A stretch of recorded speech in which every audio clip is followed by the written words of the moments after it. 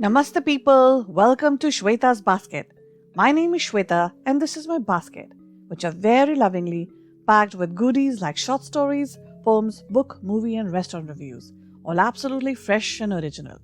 For the reviews, you can head over to my website, and as for stories and poems, well, stick around. So this is the Valentine month, the month of love shove, the month of strawberry cakes, chocolate cakes, candies and chocolates, chocolates and chocolates, cards and chocolates, red hearts and chocolates. So, at Shweta's Basket, we will try and bring you some oranges and lemon.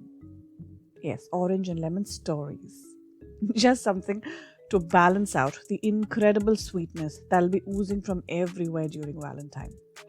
This is going to be our hashtag unlove month.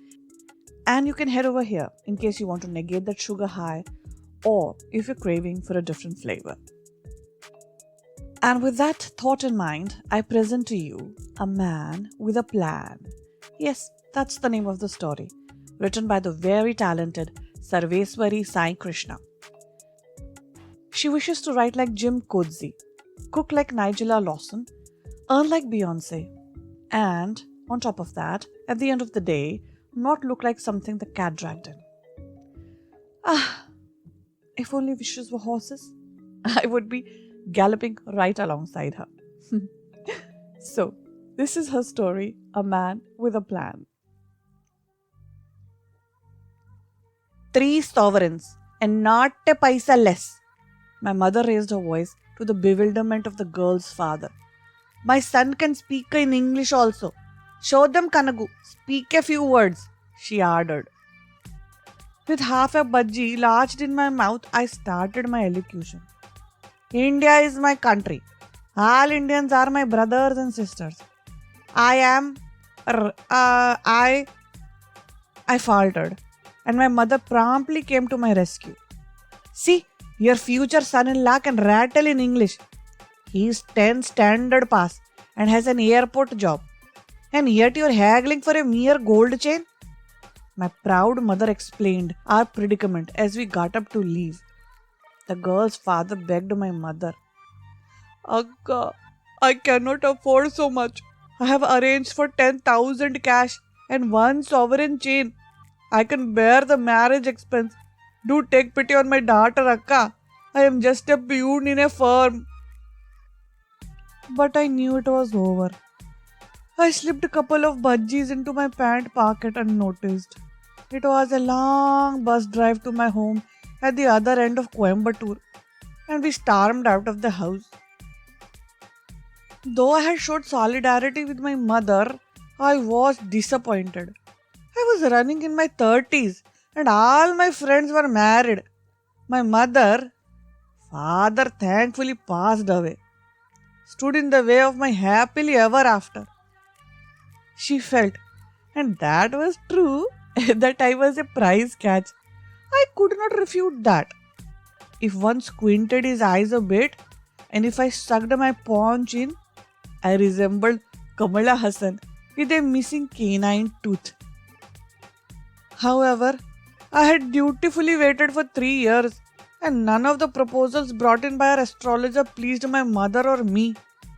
The girls are either short or dark, or had crooked teeth or droopy eyes. I was not a nitpicker, but I liked my woman fair, tall, shorter tall than me, thin, non-negotiable, and a smile like Sri Devi. I didn't think it was too much to ask. After all, she was going to be the mother of my kids. The next day at the airport, I was staring at the center spread of the Tamil magazine Cinema that carried a photo of the new actress called Madhuri Dixit. I worked as a parking toll collector at the Coimbatore airport, and my job was easy enough because nobody wanted to pay 5 rupees to park their car in the airport. They would rather push their trolley a few hundred meters beyond the airport premises where their vehicles waited. So I kept myself occupied by sleeping and reading informative articles in Cinema magazine. Just then, my friend Sudhakar, who owned a tea stall on the main road, approached me with my tea and an irritating grin on his face. What a Kanago, finished ah? He asked. Don't call me Kanago, call me Kumar, I snapped. My father had foolishly named me Kanakasabai, a very Tamil name. I hated it and changed it to Kanagakumar. Clipped like those North Indian names. Coimbatore had a sizable population of the Northeast.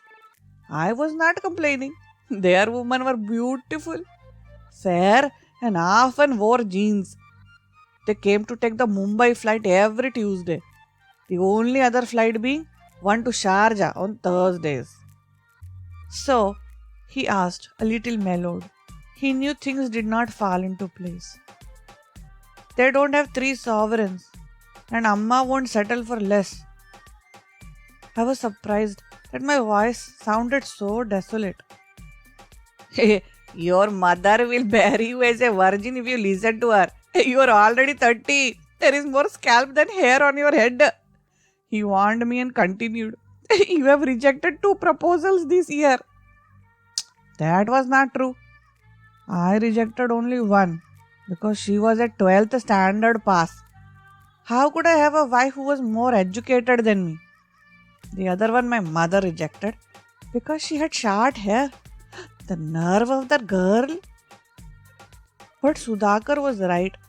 I would have to take things into my own hands. A virgin kept ringing in my ears long after he left. Then one Thursday, my eyes fell on her. She had the right mixture of demure beauty and alluring appeal. Fair, large brown eyes, thick black hair, plaited and swaying at her ribs. She was standing at the arrivals gate along with her father.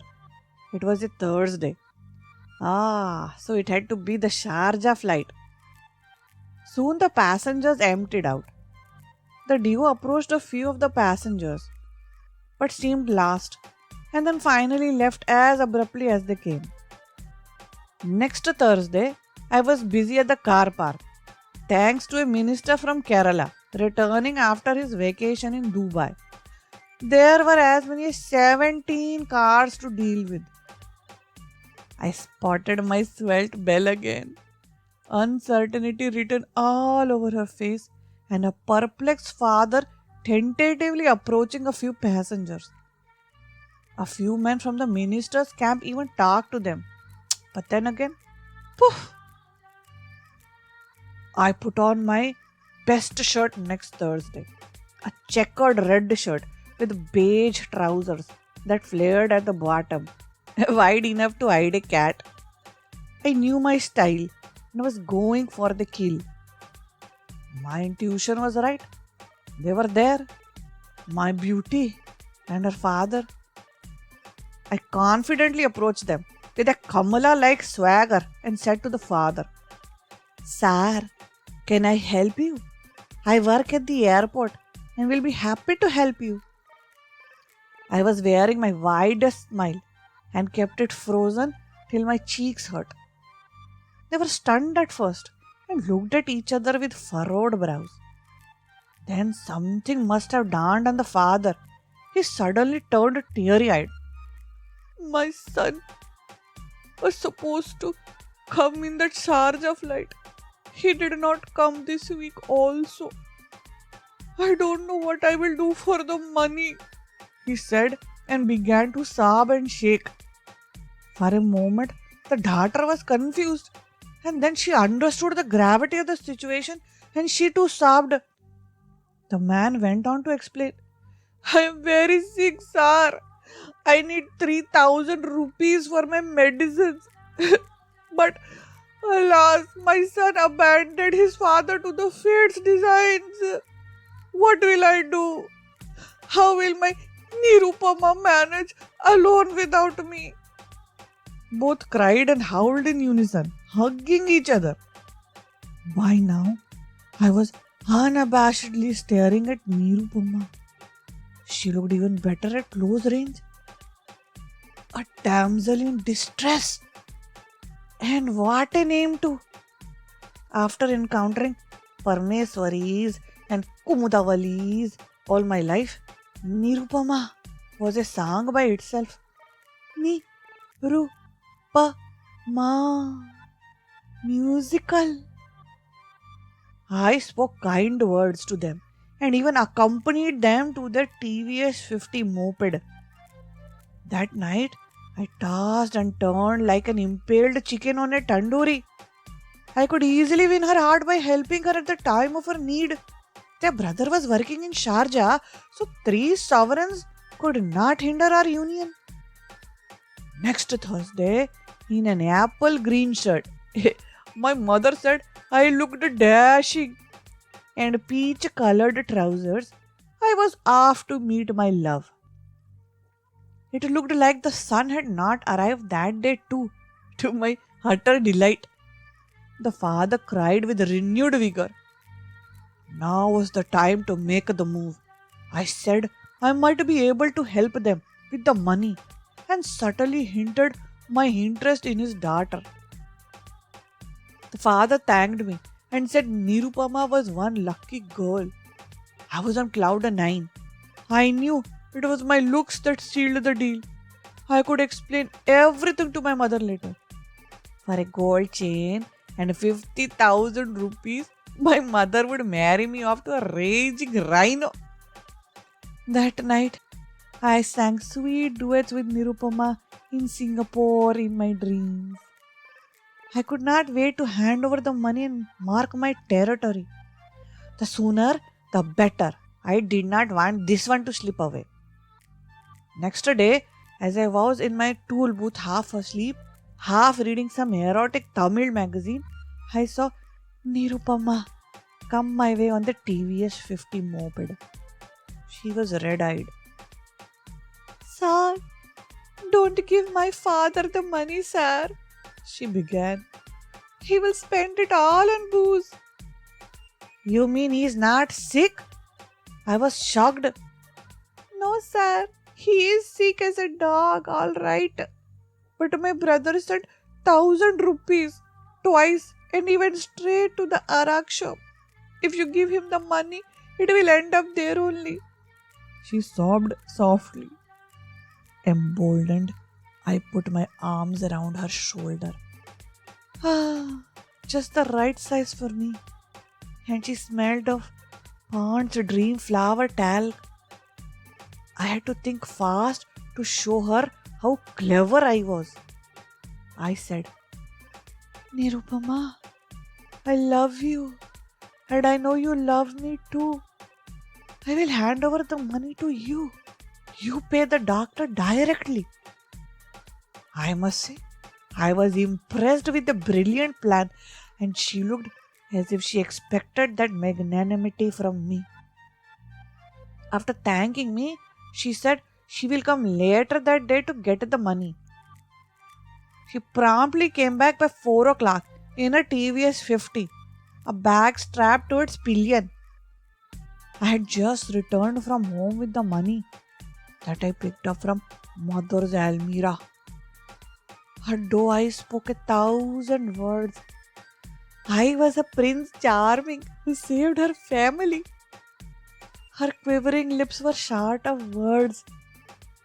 Then she pecked me on the cheek and left me to blush like a schoolgirl. I watched as she drove away in her TVS 50, her sari hitched to reveal her shapely calves, her bottom gently bouncing to the whims of the vehicle. I must put an end to her driving after marriage. After all, the mother of my kids could not be seen around gallivanting on a moped. The next day, as I nodded off to sleep at my workstation, I was shaken awake rudely by Nirupama's father. He seemed inebriated. Where is Miriamma? He slurred, spitting all over my face. Sir, I know the truth. It is for your own good that your daughter and I hatched the plan. I tried reasoning with him. By the way, who was Miriamma? I wondered. idiot. Think with your brain and not your loins. I am her guardian, and she was my golden egg laying goose. I kept her under my thumb, quite tightly holding on to her earning. Now you gave her the money and you flew away. He screamed and as an afterthought added, with my bloody TVS 50. Then he went on and on using very chaste, unprintable words in all South Indian languages. I meanwhile had other problems to deal with, like explaining a missing 3,000 rupees to a livid mother whose vocabulary could put any drunken swearing pimp to shame.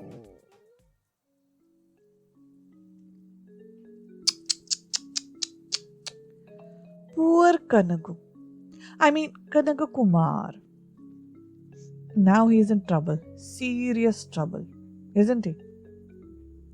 So write to me and tell me, how did you like that story? My email ID is shweta@shwetasbasket.com, and you will find that in the episode description as well. And people, that brings me to the end of this episode. Please visit my website www.shwetasbasket.com for more short stories, poems, and reviews. Apart from emailing me, you can get in touch with me on Facebook or Instagram. My handle is shwetasbasket. I hope you caught my previous episodes, and not to miss any in the future, to subscribe, follow my podcast. And guys, have you given some thought about having your own website? Well, if you have, then listen on, because having a website now is very easy. In the meantime, this is your host, Shweta Singh, signing off. Till we meet again on the air. Bye for now. Do you want to have a website of your own? Are you a writer, photographer, actor, makeup artist, hairstylist, or even a tutor, singer, painter, journalist, consultant? Or do you have your own cafe, restaurant, resort, holiday home, shop, small business, hospital, or even a blog, WordPress, or Blogspot account that you want to migrate to a good-looking website? Well, look no further. The geeks will help you, and you will find them in the Geeks Room at Artoons Inn. Just click on the link in the episode description. Yes, it's that simple to have a website. My website is hosted and managed by them. And want to know what I love about them? They are professional, customer pleasers, straight talkers, and very competently priced. So what are you waiting for? Your website is just a click away.